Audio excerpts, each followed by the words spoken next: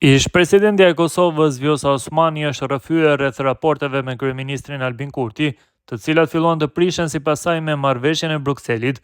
Në një intervistë në Presinga ajo ka shpjeguar përpaskenat dhe qëndrime ndryshe nga marrëveshja e Brukselit e deri tek plani i implementimit.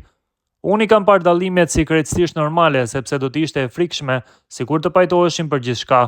Kemi pasur interpretime të ndryshme të marrëveshjes së Brukselit, për mua ka qenë shqetësuese Neni 7, pastaj Neni 10, që konfirmoi ato që nënshkruan Thaçi dhe Mustafa, janë pjesa e fundit e marrëveshjes, por kam thënë që kjo marrëveshje ka edhe disa nene të mira.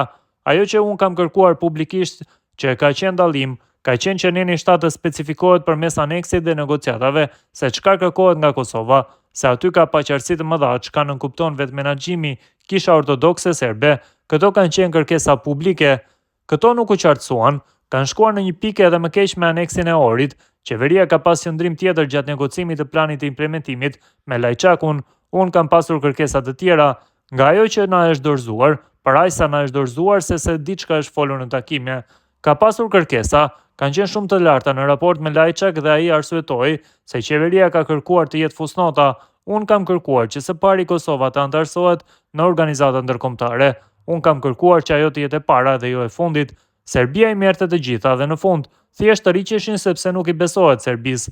Ai plani i implementimit kur nuk është arritur, tash me zotin Sorensen besoj që do të riaktualizohet, nuk e di se si.